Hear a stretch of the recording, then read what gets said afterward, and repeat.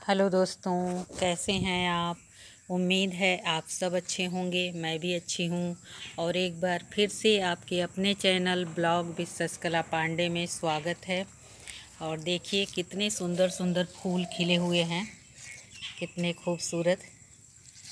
यहाँ भी है।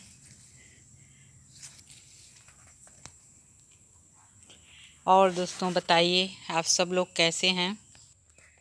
जैसा कि आप सभी जानते हैं, आज शिक्षक दिवस है, तो आप सभी को हमारे तरफ से शिक्षक दिवस की हार्दिक शुभकामनाएं।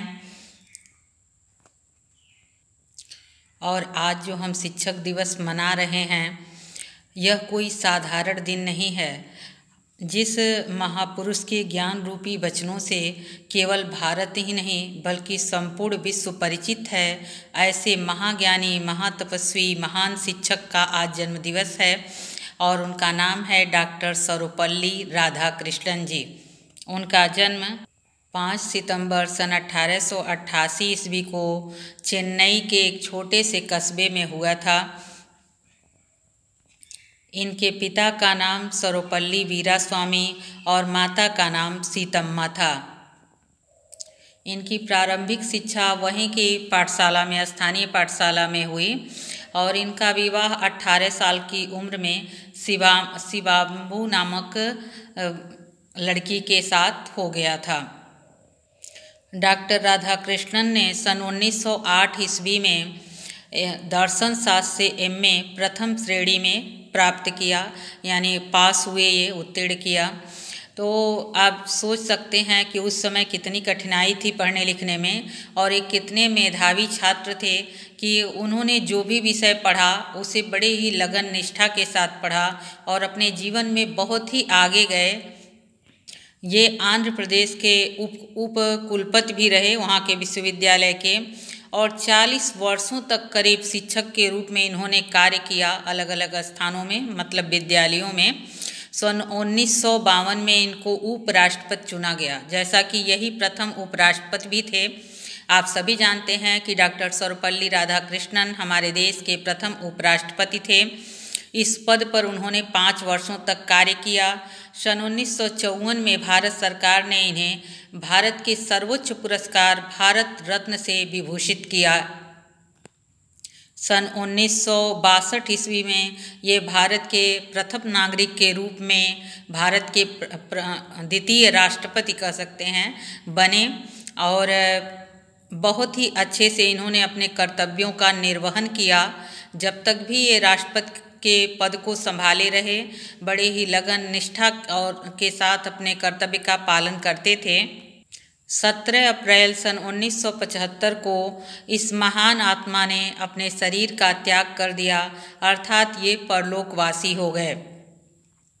वैसे आज शिक्षक दिवस है, तो महात्मा गांधी ने कहा है, गुरु माँ के समान होता है। जो गुरु माँ का स्थान नहीं ले सकता वह कभी भी एक सच्चा अध्यापक नहीं बन सकता।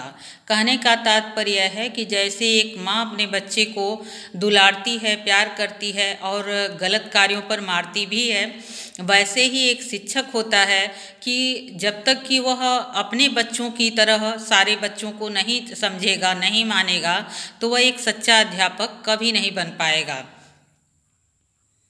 क्योंकि स्वावलंबन ही शिक्षा की सच्ची कसौटी है, और कोई भी शिक्षक तभी महान बनता है जब वह अपने बच्चों के हृदय में एक स्थान बना पाता है।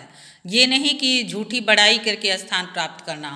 अपने शिक्षा के कारण, अपने गुणों के कारण, अपने कर्तव्यों के कारण और अपनी बातों से प्रभावित होने के कारण अगर बच्चे उससे, टीचर्स से प्रभावित होते हैं, तो कहीं ना कहीं वो एक अच्छा शिक्षक हैं, तभी बच्चे उनसे, उनके गुणों से प्रभावित हो रहे हैं। शिक्षक एक आदर्श के रूप में होना चाहिए कि बच्चे उनसे सीखें, उनकी बातों को ध्यान से समझें और उसे अपने दैनिक जीवन में प्रयोग भी करें।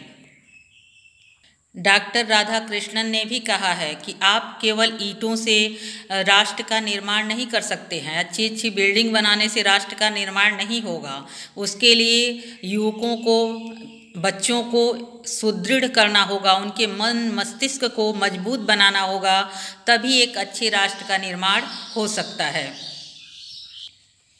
शिक्षक साधारण नहीं होता, सृजन और प्रलय दोनों ही उसके गोद में खेलते हैं।